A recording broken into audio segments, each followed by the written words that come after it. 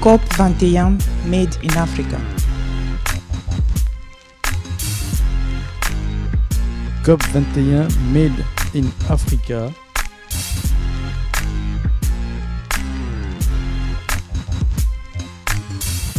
COP 21 Made in Africa. COP 21 Made in Africa. COP 21 Made in Africa.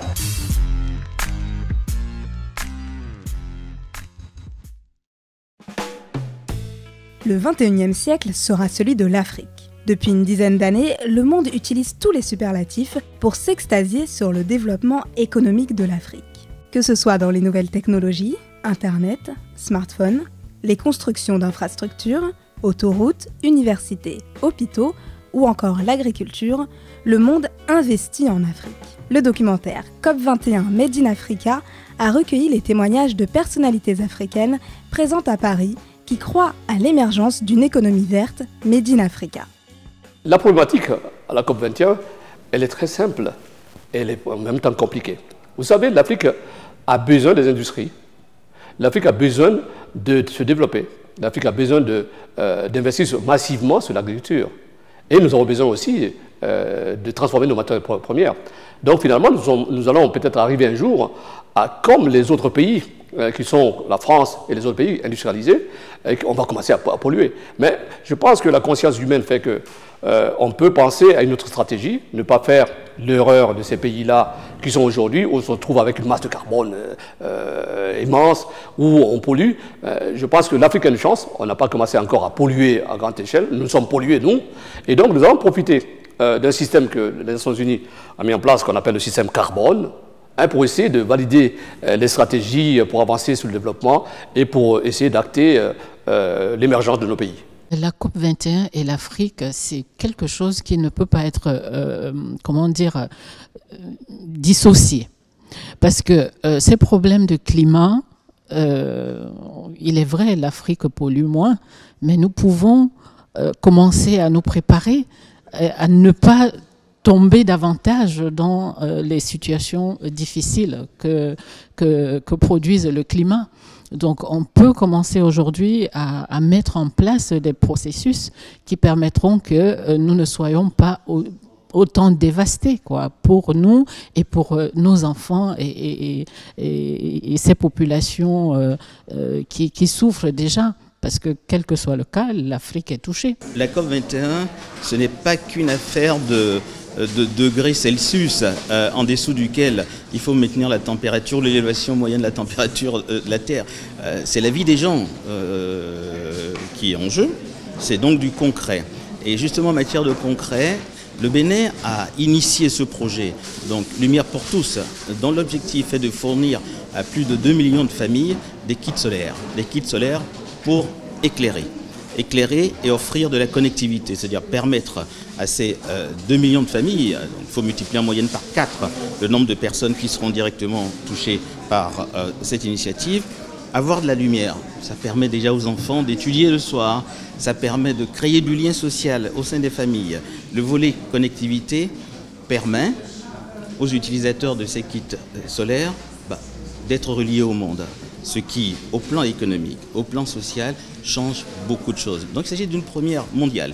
Dans la mesure où le Bénin représente grosso modo 1% de la population du continent africain, nous partons du principe qu'un projet comme celui-là que nous sommes déjà en train d'implémenter sur le terrain servira un peu de modèle dans d'autres pays africains et au-delà du continent africain, dans d'autres pays où la problématique de la lumière reste très prégnante parce que sans énergie d'une façon générale, pas de développement possible. À l'heure du réchauffement climatique et des problématiques d'environnement, l'Afrique est le continent qui subit fortement ces bouleversements. Hausse des températures, sécheresse, déforestation, migration des populations rurales vers les villes, pour ne citer que ces exemples. À côté de tous ces problèmes, le continent africain est celui dont le potentiel développement vers une énergie propre est le plus avancé. Moi je crois qu'il faut qu'on prenne toutes nos initiatives et qu'on les impose.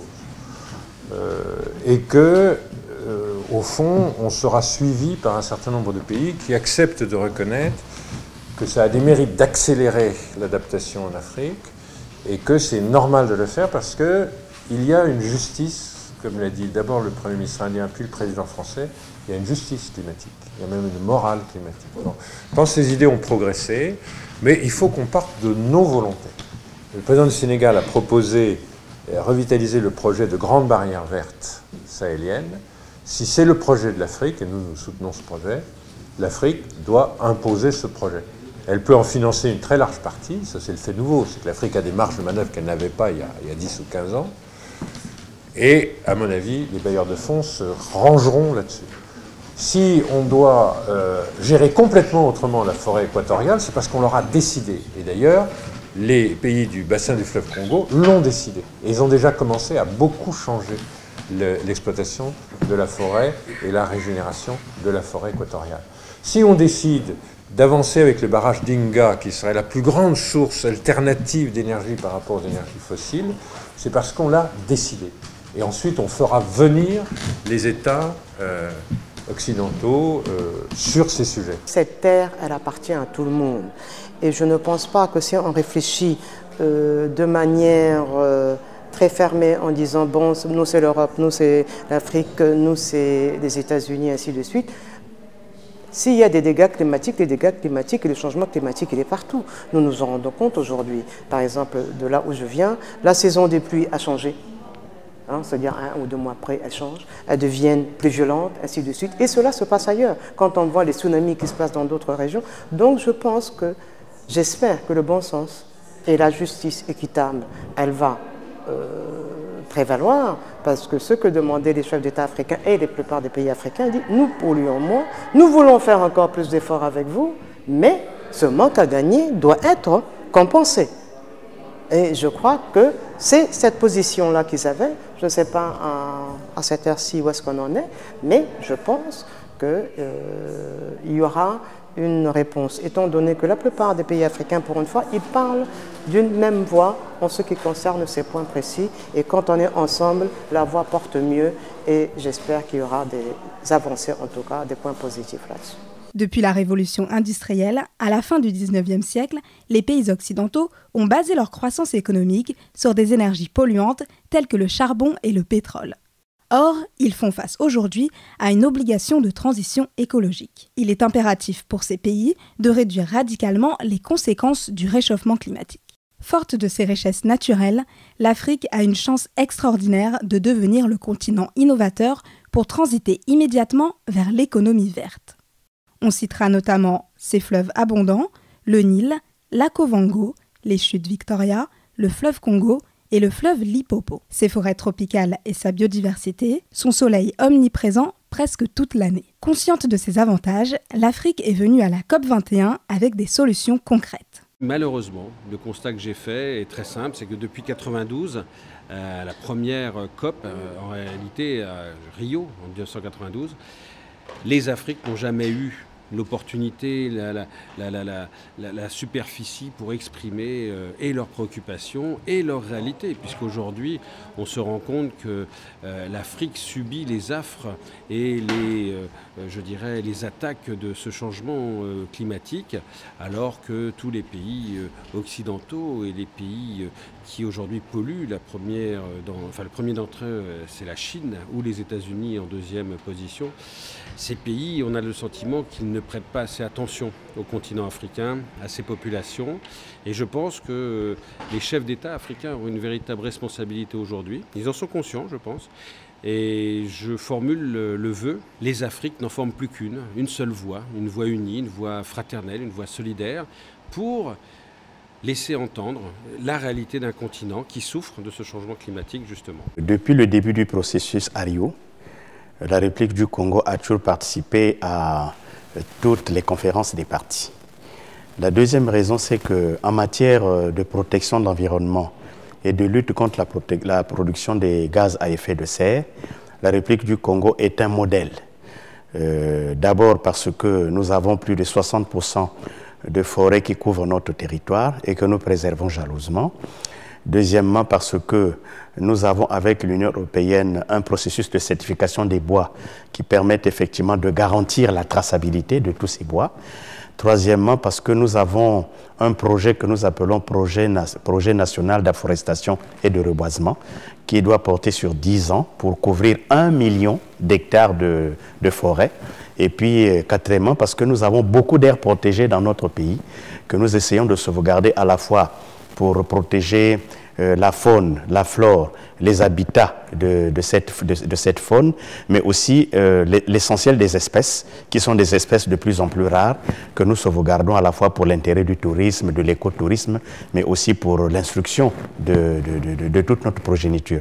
Donc pour toutes ces raisons-là, nous avons pensé qu'il était bon que nous venions associer notre voix à celle des autres pays, à celle des autres continents, afin que les 3 grands massifs forestiers à travers le monde, c'est-à-dire le massif de l'Amazonie, le massif de Bornéo-Mekong et le massif du Congo, puissent jouer comme dans une sorte de solidarité pour faire prévaloir l'intérêt que nous avons à sauvegarder ce poumon mondial, mais aussi l'intérêt que nous avons à obtenir la solidarité des autres pour que les efforts que nous faisons soient reconnus à travers le monde. Pour nous, la réalité des femmes en Afrique, nous on s'occupe des enfants.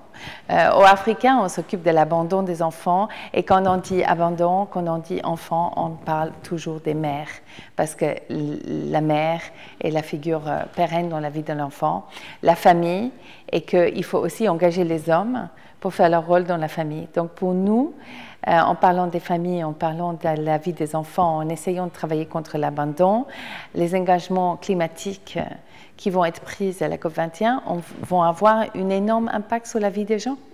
Et c'est ça la vérité. D'une manière concrète, c'est que les pays africains veulent se développer, donc industrie, le green business, c'est beaucoup de techno, c'est beaucoup de compétences, beaucoup de formation. L'Afrique n'est pas encore préparée à ça. Donc même si on veut aujourd'hui aller vers le green IT, il faut former les gens. Et ceux qui sont vraiment formés sont en Occident. Donc honnêtement, je ne suis pas très optimiste. À l'heure actuelle, comment on vit, comment va le monde, en fait, surtout aussi le monde des femmes et des enfants, qui sont les premières personnes les plus vulnérables face au changement climatique. Donc nous savons tous que dans ces moments, on espère voir beaucoup de bonnes résolutions être prises pour défendre l'intérêt des pauvres, pour défendre l'intérêt des femmes en Afrique, pour défendre l'intérêt des enfants, défendre l'agriculture, défendre les petits agriculteurs. Malheureusement, aujourd'hui, tel n'est pas le cas. Jusque-là, à l'heure actuelle où en est les résolutions, on ne peut pas dire que l'Afrique va s'en sortir la tête haute. Eiffage ne peut pas être absent, je dirais, d'une méthode d'un développement durable. Donc des groupes comme les nôtres ont, je dirais, mis en place dans leur structure des laboratoires de développement prospectif durable. C'est le cas chez Eiffage. Et le but de ces laboratoires, c'est d'imaginer comment allons-nous vivre et construire dans 25 ans, dans 30 ans, avec des matériaux durables. En ce qui concerne le développement d'Eiffage en Afrique et au Gabon, Eiffage a mis en place une plateforme numérique de développement urbain durable.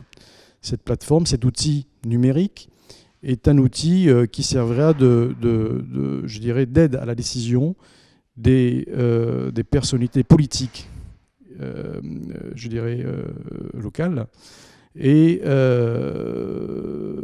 donc cet outil permettra en fait de prendre en compte les différentes difficultés liées à la surpopulation de plus en plus galopante dans les capitales. Et je voudrais dire à tous ceux qui portent des solutions, merci.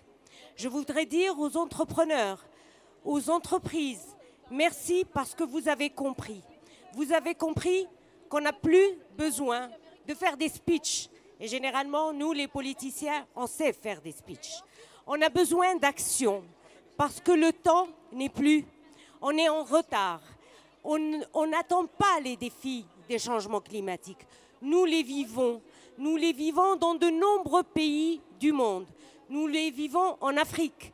Il y a 750 millions de personnes en Afrique qui n'ont pas accès à l'énergie. Il y a 1 400 000 heures qui sont dépensées tous les jours par les femmes et les jeunes filles pour aller chercher l'eau. Ces jeunes femmes ne vont pas à l'école. On touche à un droit les plus élémentaires de leurs droits humains, à savoir l'éducation. Il y a 300 millions de personnes en Afrique qui n'ont pas accès à l'eau potable. Et il y a des territoires qui risquent demain d'être effacés de la planète. Les changements climatiques, ça menace des pays aussi bien développés que des pays en voie de développement. Fort de tous ces témoignages recueillis à Paris, nous vous montrerons prochainement les actions concrètes menées par ces personnalités sur tout le continent. Du Bénin au Gabon, en passant par le Cameroun, les deux Congos, la Guinée-Conakry et bien d'autres pays, nos équipes ne manqueront pas de vous apporter de nouveaux témoignages d'hommes et de femmes actifs sur le terrain pour l'émergence d'une Afrique verte.